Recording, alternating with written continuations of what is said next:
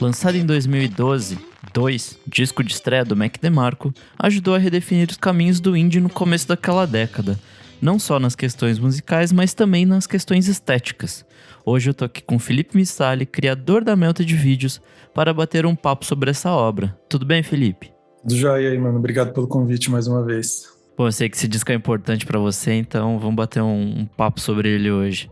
Bora lá. Quero começar te perguntando como que foi seu primeiro contato com o disco? Cara, o primeiro contato, eu acho que foi em 2012. Eu, sem querer, tava no SoundCloud, na época que o SoundCloud ainda era uma boa, ainda é uma boa referência, mas que a gente tinha o hábito de visitar para procurar coisas novas, né? Eu lembro de cair numa mixtape. Esse termo também é meio estranho ainda, mas hoje, né, não faz mais sentido. Mas eu caí numa mixtape do Kevin Parker, do Tame Impala. Meu Deus. Que ele colocou uns sons que ele gostava, que tava ouvindo na época, assim. E eu deixei rolando, assim. Eu lembro claramente, assim, de deixar no meu quarto. Tenho aqueles gradientes estéreo, assim, que era do meu pai, dos anos 70. E tava rolando, assim, a playlist. Eu fui escovar o dente, assim, no banheiro e escutei entrar aquele primeiro acorde de Ode to Viceroy, que é aquele acorde bem aberto, assim, bem, né, brilhante, assim. E eu tava escovando o dente, assim, fui ouvindo, falei, caralho, que legal isso, né? A textura, o som, o brilho, né? O tipo de mixagem do som, assim, e aquilo me encantou, assim. Eu lembro que eu terminei de escovar o dente, voltei, assim, e voltei a mixtape pra ouvir de novo essa música, assim. Falei, caralho, isso aqui é um hit já, né? mesmo sem saber quem era direito, assim, eu fui procurar ali depois na descrição do vídeo, né, que era, assim, demorei pra achar e tal. E aí conheci, né? Vi lá o nome Mac DeMarco e comecei a pesquisar, enfim, foi o primeiro contato, foi esse. Nossa, o meu, eu não lembro, acho que foi, sei lá, vendo essas, tipo, Pitchfork da vida e tal, Sei. porque ele deu uma boa hypada ali um pouquinho antes do disco, e aí quando lançou foi meio impossível não ouvir, assim. Ele meio que tava em todo lugar. E sei lá, tipo, apesar de no fim do ano, né, no final sempre tem aquelas listas de melhores, não sei o quê, ele ter aparecido em várias, ele tava mais lá pro fim, assim, né? Ele não foi, tipo, um dos primeiros coisas do ano, ele foi, tava, sei lá, tipo, 40, 30 e tantos. Mas foi um disco que sobreviveu muito melhor que vários dos outros que pegaram lugares mais altos, assim. Sim. Eu acho isso, tipo, muito, muito divertido desse disco. E acho que talvez tenha um pouco a ver com o processo de mixagem que você falou, assim, tipo, o Mac DeMarco, né? Ele grava tudo em fita mesmo, né? Tipo, ele tem uns equipamentos mega antigos. Isso. E, tipo, tudo analógico. Então, acho que esse brilho, tudo isso que você falou, vem muito disso, assim. Eu acho que é interessante porque, assim, eu acho que começou a formar ali uma estética, né, acho que começou a popularizar essa coisa de você ter uma interface em casa e começar a usar isso, né, você fazer esse self-record, criar esse gênero que é bedroom rock, sei lá, lo-fi, alguma coisa assim nesse sentido. E acho que fez muito sentido ali naquele momento vir esse disco, que ele é um cara que ele preza pelo tosco, né? É um tosco, mas não é bem acabado de certa forma, não é proposital, não é... Eu acho que ele é mais canastrão do que tosco.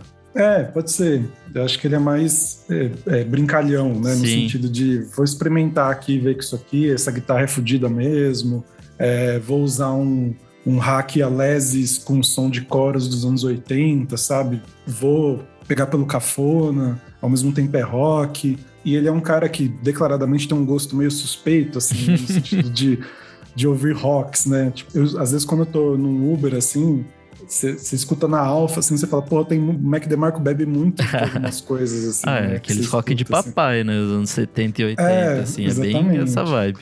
É muito essa vibe, assim, só que ao mesmo tempo tem a música pode ser um pouco colada nisso, mas esteticamente ali, né? Tem aquele som que pra época, eu acho que era meio diferente, assim, de estar com esse som de fita mesmo. Eu acho muito característico, eu lembro que eu até tentava copiar na guitarra, assim, quando eu ia tocar, que era esses entortadas de braço, assim, né? Quando você dá um acorde e empurra o braço pra frente, e a guitarra faz quase um som de alavanca, né? Que faz aquele plum, que ela dá aquela tipo um bend, só que em vez de ser na corda, no braço da guitarra, tipo isso. Isso, e ele dá aquela semitonada, assim, que fica esse som, parece que é muito do shoegaze essa coisa, né? De ficar usando a alavanca da guitarra, assim, fica esse som quase etéreo. Então eu acho que essa química que ele conseguiu de som, assim, né, nesse disco acho que ele foi muito agraciado ali naquele momento de conceber isso, né? Fora isso, tem uma simplicidade na cozinha, assim, tipo, bateria e baixo são as coisas mais simples, assim, é muito acompanhamento mesmo. E onde ele vai brilhar mesmo é na guitarra. E sei lá, tem uma coisa meio Mark Knopfler, assim, meio... Isso. Porque eu acho que até, inclusive, ele que toca todos os instrumentos, né? Sim, né? Nesses primeiros discos, sim. Então ele faz, eu acho que ele é um mediano ali na bateria, tal, no baixo. Mas, ao mesmo tempo, eu acho, assim, que foi uma coisa que...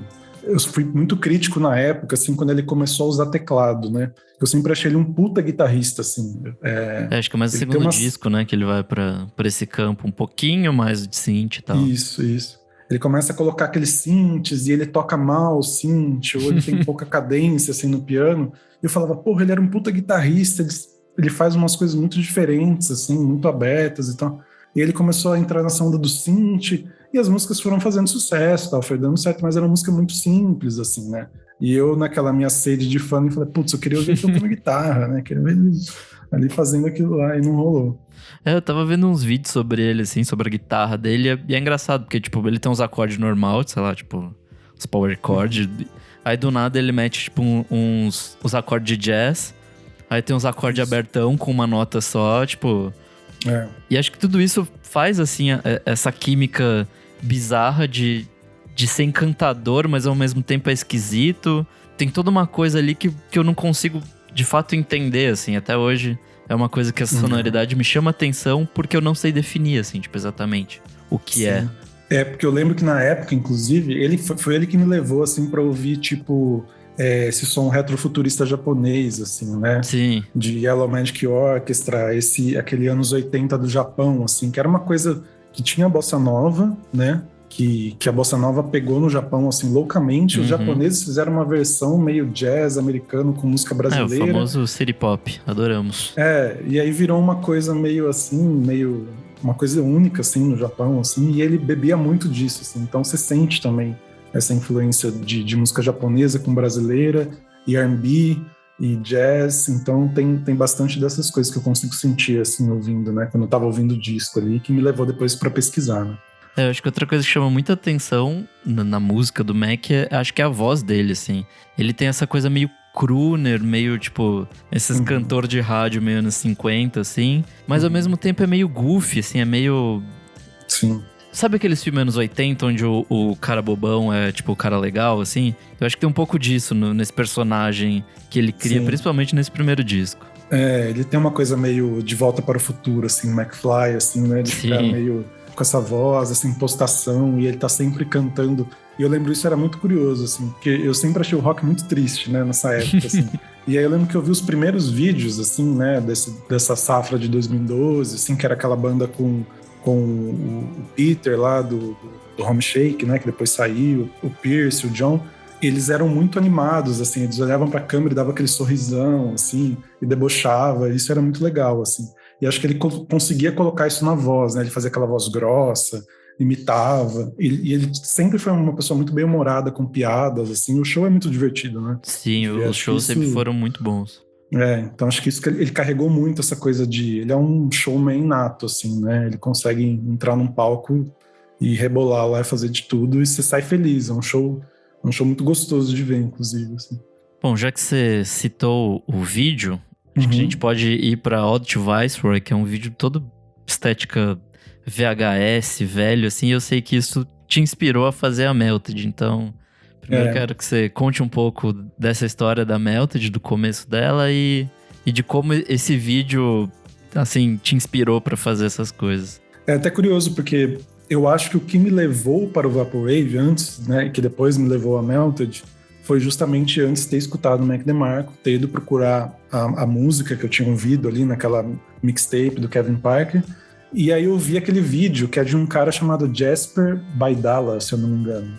E aí eu fui atrás desse, porque eu pirei no vídeo, né? Eu achei aquele recorte de VHS, e era uma época que não tinha filtros, né, no Instagram, essa coisa que você colocava coisa de VHS, não existia. Então o que eu fiz? Eu fui tentar emular um filtro, né? para conseguir fazer vídeos com essa cara de VHS, que tava começando a rolar esse revival de VHS. E aí eu lembro que esse vídeo me inspirou demais, assim, a procurar fazer isso. E aí eu fiz esse filtro, efetivamente, né? Esse overlay, assim, para usar em cima de qualquer vídeo HD.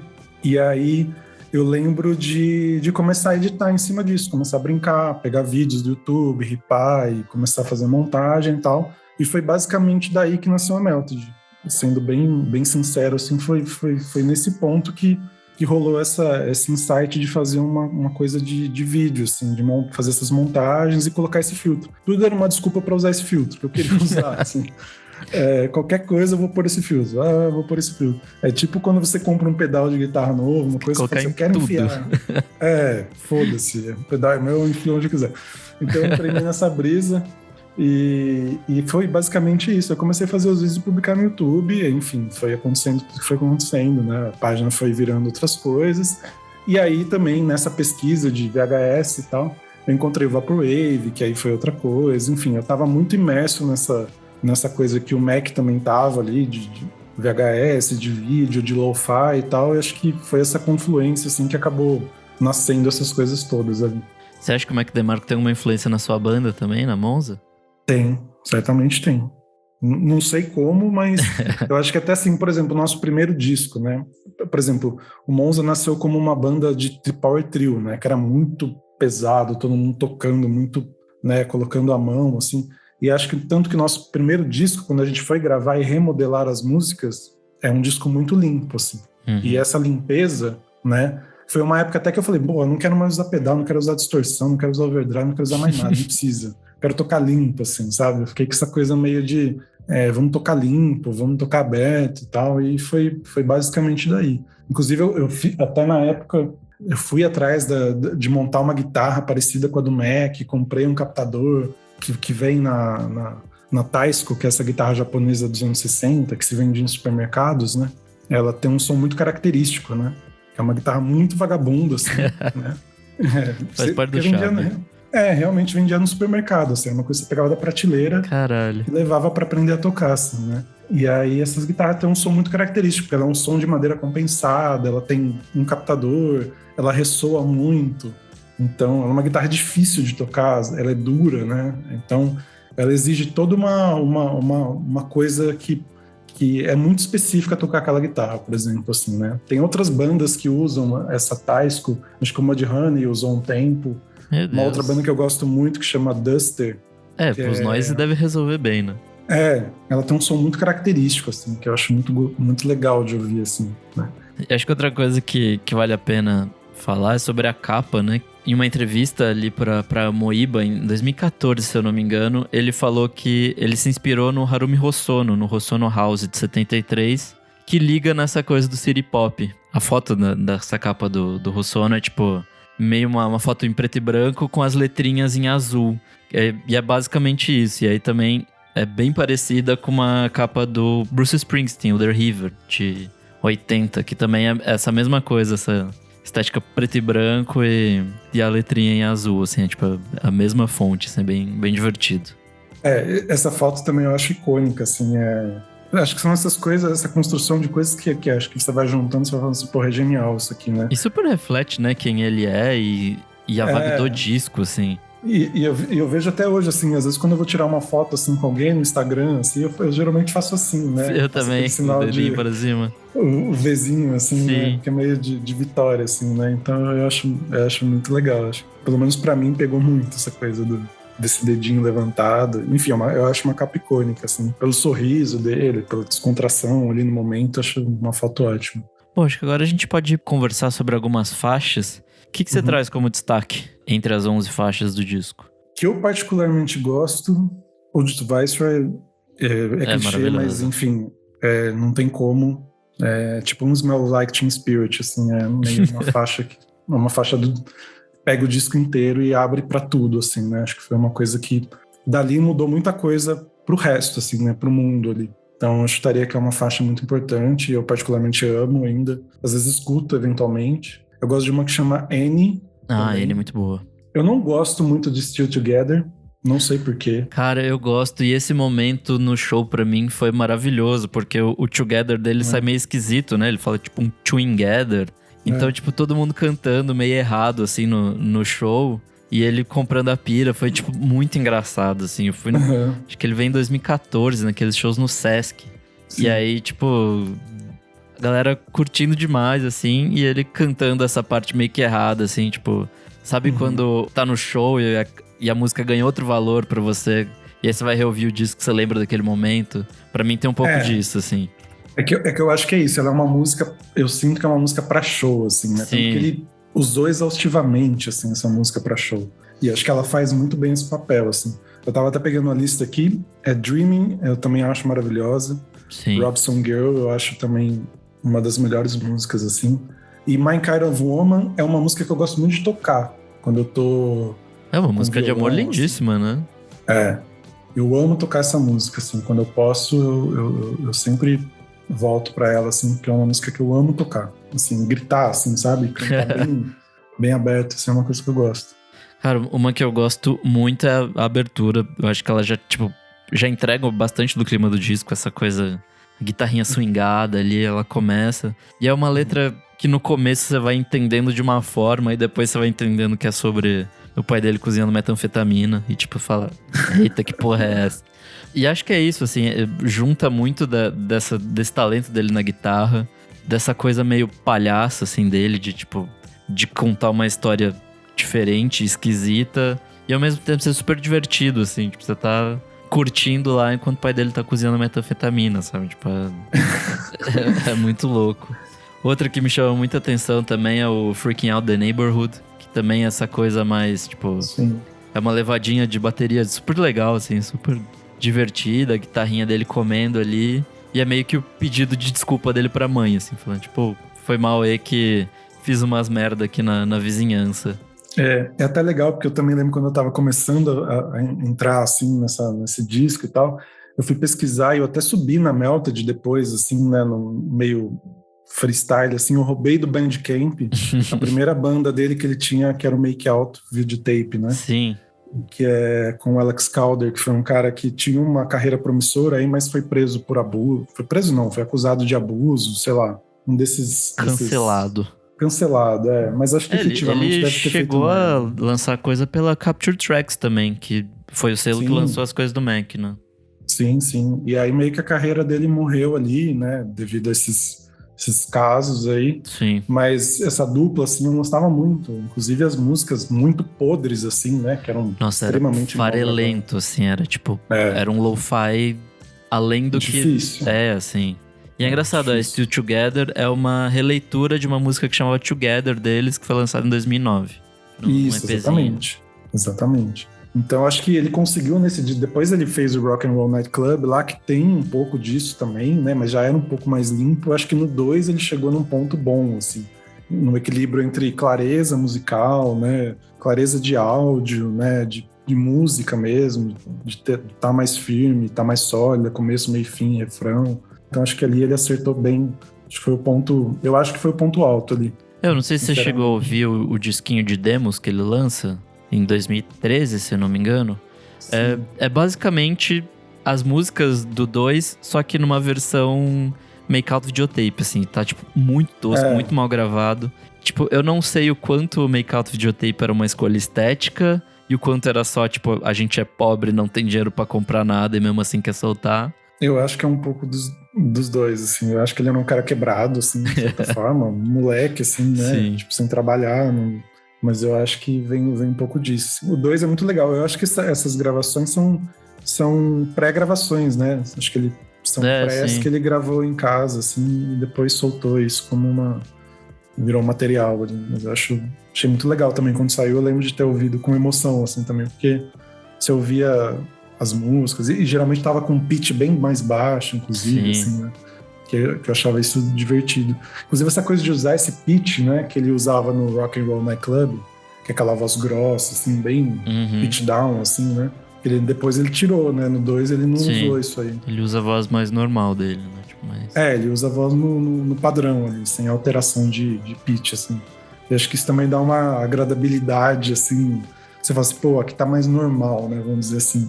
Tá tipo um som Que pra tocar num rádio, assim. Nesse Rock and Roll Night Club também ele vai pra uma coisa meio glam, né? Tipo, é uma coisa... Eu acho que é isso, assim, ele experimentando coisas, porque ele já tinha experimentado esse rock mais sujão, mais super lo-fi, assim. E ele vai pra um glam que dá certo, mas não dá, assim. E aí no 2 ele de fato acerta. E se for pensar, é o primeiro disco dele, né? Que é o Rock and Roll Night Club é tipo um mini disco, EP, sei lá, chame como quiser, mas a entrada dele mesmo pra essa coisa mais mainstream. Não mainstream, né? Porque ele foi super indie na época, mas de ter mais público foi de fato com 2, assim, e já numa coisa muito mais polida dentro daquela estética lo-fi dele, assim. Nossa, e outra música que eu gosto muito é a Bouzá, a musiquinha instrumental ali. Cara, ele comendo na guitarra, tá muito boa essa música. Acho muito foda. E esse disco também é legal que ele tem umas escolhas timbrísticas, assim, de... Depois também fui pesquisar, assim, na época, né? Que você via, assim, fala, porra, essa guitarra ligando nesse rack, com esse amplificador, né? Tipo, é tipo muito... Mas é muito proposital, assim, né? Tipo, parece, assim. Eu acho que tem esse cuidado de produtor mesmo, né? Tipo, porque de fato foi... Porque ele foi um cara que sempre negou, assim, né? Pelo menos em algumas entrevistas que eu vi, ele nega essa coisa intencional de usar aparelhos, usar efeitos, usar coisas. Ao mesmo tempo, hoje em dia, você vê imagens, assim, do home studio dele em Los Angeles, é tipo forrado de coisas. Sim, é gigante. Assim, né? Então você fala assim, bom, não é que ele não pensa nisso, né? Talvez ele não tivesse dinheiro na época para usar algumas coisas, mas eu acho que ele se amarrou muito nisso, assim. Ele nunca foi um cara que, mesmo com grana, falou assim, não, agora eu quero entrar num estúdio aqui e fazer um puta disco. Não, ele continuou fazendo em casa para sempre, assim, né? Acho que ele dá uns retoques e tal aí por aí, mas o grosso mesmo do trabalho braçal ali é gravar em casa e sair com essa cara mesmo. E eu acho que isso é legal, assim, de entender que é o processo dele, faz parte do processo dele gravar em casa, e que as músicas saem, às vezes, pequenas ali, e depois você vê no palco essa música pequena funcionando, acho que é muito legal também, né? Inclusive, eu acho que o Saladez, que é o segundo disco dele, teve uma história assim, ele pegou, tipo, adiantamento da gravadora pra gravar, e aí, sei lá, ele foi torrar a grana no Japão e gravou meio que em casa, assim, tipo, num hotel, assim, sabe? Levou os equipamentos e gravou lá. E ainda mais juntando com essa história da guitarra que você falou, faz sentido também, dele, tipo... às vezes comprar uns equipamentos mais podreira lá da região pra gravar e chegar nesses timbres malucos que ele chega, assim, porque talvez você não conseguisse pegando as coisas mais, tipo, topo de linha, assim, sabe? Tipo, sim, por mais que você tentasse estragar, não é a mesma coisa que já vem estragado de fábrica, assim, tipo, estragado entre aspas, né? Sim. Eu tava lembrando aqui, acho que ele também, acho que o Conan Mocassin é uma inspiração muito grande pra ele. Sim, com certeza. E o Conan é uma pessoa assim também, né? Que grava no hotel, assim, grava com a guitarra espetada em linha, assim, né? Ele não se dá nem o trabalho de colocar no amplificador, assim, né? Depois vê o que faz e soa fudidamente bonito também, assim. Então, eu acho que vai muito do bom gosto ali, né? De falar assim, bom, eu vou espetar uma guitarra em linha, mas eu vou saber usar essa guitarra em linha, sabe? Que acho que essa é a graça também. E o charme. Bom, acho que outra coisa que vale a pena falar foi que na época surgiu copycats, né? Cópias de Mac DeMarco pra um caralho, assim, tipo... Você lembra de alguma que te chama a atenção da época? Cara, nossa, tem muita. Bom, Boy Pablo, acho que é uma coisa. Sim. Saiu ali bem juvenil, acabada ali, que ainda resiste até hoje, né? Acho que mantém ali. Mas tem, putz, cara, tem muita coisa. Pra mim o Home Shake, que era um cara que tava da banda dele, né? Tipo... É que o disco dele, principalmente o primeiro, é uma coisa meio, tipo, wannabe jazz, assim. Só que nesse esquema lo-fi. Mas era muito legal. King Krul é que... Acho que pra mim eles são mais ou menos no mesmo tempo, né? Mas eu acho que tem um pouco disso, dessa coisinha meio... Tipo, experimental lo-fi no som do King Krul. Não sei, talvez Alex G também. Eles começaram mais ou menos na mesma época, né? Então... Eu tava lembrando aqui, tem um cara que é um moleque que eu gosto muito, assim, chama Michael Sayer. Não conheço. Que é, assim, mama completamente ali. E eu acho que ele tem um disco que eu gosto muito, assim, que é bem influenciado. Um outro cara que chama Hector Gachan, eu tava pesquisando aqui, Hector Gachan também, que são pessoas muito pequenas e tal, mas eu lembro que quando eu tava procurando esse tipo de guitarra mais mellow, assim, mais para esse canto mais preguiçoso e tal, assim, esse tom de voz, assim. Eu pesquisei, mas o Michael Sayer, eu lembro que foi muito bacana na época, assim. Ele é um moleque que faz umas músicas bonitas, assim, tem melodia bonita. Eu acho que isso é uma coisa que o Mac, por exemplo, consegue muito bem, assim, né? Porque eu lembro que na época era um rock muito sem melodia, assim, muito, às vezes, sussurrado, cantado, ou pobre mesmo de melodia. Eu lembro que o Mac chega cantando melodias bonitas, assim, sabe? Altas, desce, dinâmica e tal. E isso foi muito bacana de ouvir na época alguém cantando, de verdade, assim, né? Pensando em melodia. Não era aquele rockinho lá meio... Sabe? Tinha melodia mesmo, assim. Então eu achei isso, na época, eu achei gostoso, assim, de ver esse refresco de ter uma coisa pra cantar, sabe? Eu acho que é importante. E acho que foi toda uma galera que veio junto, tipo Real Estate, West Coast, toda essa galera que meio que tava recuperando esse surf rock, assim. Que é bem isso, né? É, tipo, totalmente calcado na melodia, nessa coisa de voz, assim. Então, acho que de fato foi um revival da canção, assim, né? Tipo... Eu lembro também de prestar atenção em outra coisa que agora eu tava falando aqui, que é essa coisa de pensar em 3 vozes, né? Era uma guitarra base, uma guitarra fazendo... Ele criava licks de guitarra muito que se complementam muito, assim, né? E pensava em melodia vocal. Então ele tinha 2 vozes melódicas e uma base, assim, né? E elas cruzavam muito bem, assim. E ele já tinha, com a pouca idade e tudo mais, uma visão de falar assim, pô, agora essa guitarra para de tocar, eu canto, depois essa guitarra volta, sabe? Ele tinha uma visão de produção musical, assim, que é tipo, as coisas não conflitarem o tempo todo, assim. Então, isso é uma coisa difícil de fazer, assim, tipo... Pois é, pra quem tem a idade dele, né, eu acho difícil, porque geralmente você quer tocar tudo ao mesmo tempo, assim. Você quer botar, pô, isso aqui tá bonito, vamos deixar a música inteira. Não, né, ele tinha esse cuidado de recortar, de tirar as coisas, e aqui essa guitarra faz uma frase, aí eu paro, que é uma coisa do jazz, né, de respeitar os espaços, de deixar espaços abertos para outros instrumentos. Então eu achava isso também bacana, foi uma coisa que me deu uma visão musical também, né. Na época, assim, eu lembro de entender essa coisa. Pô, aqui eu paro de tocar, né? E aí vamos ver o que vai acontecer. Deixa outro instrumento bater ali e tal. Pra nada conflitar, ficar tudo harmonioso ali. E eu falei, pô, legal, aprendi bastante com isso aqui, assim. Foi legal. Bom, então, dito tudo isso, Felipe, quero que você dê uma nota para esse disco e defenda seu TCC do porquê dessa notinha. Cara, eu vou falar que é 10. Porque eu acho que nenhum disco merece ganhar pouca nota, assim. Afinal, a gente tá no Clássicos, então já mereceu um programa nota 10, tá certíssimo. E eu acho que um clássico é um clássico, justamente, é o que eu te falei no começo. Eu acho que o que ele fez foi botar um ponto ali na história, de falar assim, antes disso, depois disso. Então eu acho que o poder que esses clássicos têm é isso, é 10. Pra mim é 10. Não tem muito o que defender. Clássico é clássico, não se discute. E é isso. Bom demais. Bom, acho que eu daria 9, porque apesar dele ser um disco curtinho, eu acho que ele podia ter uma música a menos, talvez. Ter ali 10 musiquinhas, bater menos de meia hora e aí fechava redondinho, assim, fechava perfeito. Mas, puta, esse disco foi isso que você falou, assim, ele mudou o rumo do indie ali, ele influenciou muita gente. E agora pensando, vou dar 9,5 só porque ele ajudou a criar a Melted, então...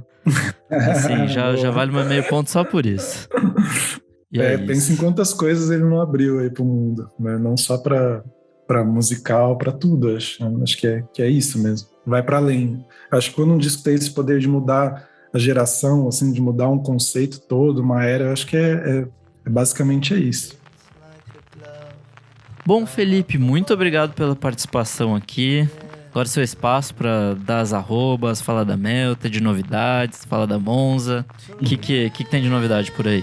Bom, primeiro agradeço aí, foi um prazer falar disso, porque realmente foi um assunto que quando você me convidou, assim, foi caralho, que legal, porque é uma coisa que eu sempre gostei muito, assim, né, que realmente mudou. Acho que a minha vida, não só profissional, acho que mental mesmo, de imaginar coisas, imaginar possibilidades, beber de uma fonte estética diferente, né? Acho que isso mudou praticamente minha vida inteira hoje em dia, né? Hoje, passado aí vamos fazer 10 anos, né? Sim, 10 anos esse ano. Então, 10 anos mudou demais minha vida. Acho que muito por causa disso, né? Como foi uma célulazinha que nasceu ali e começou. Enfim, acho que quem quiser me procurar aí, meu @ é Felipe Missali no Instagram, ou pode seguir a Melted Videos, que é @Melted Videos, se você não segue ainda. É super bem-vindo para seguir. E tamo aí. Novidades, vamos virar os velhos cringe do TikTok. Segue a gente no TikTok também, @MeltedVideos, vamos fazer conteúdo lá. E de vez em quando aparece estética aí ligada a desde esse comecinho aí. E é isso, vamos pra cima. Boa demais. Eu sou @Nick_Silva no Twitter, Nick Silva no Instagram. E lembrando que o Clássicos VFSM é um projeto paralelo do podcast Vamos Falar Sobre Música. Para ter acesso a esse e outros programas exclusivos lançados com muita antecedência, apoie a gente em padrim.com.br/podcast VFSM e tenha acesso ao nosso grupo fechado para assinantes e muito mais coisas. Até a próxima. Valeu, Nick, abraço.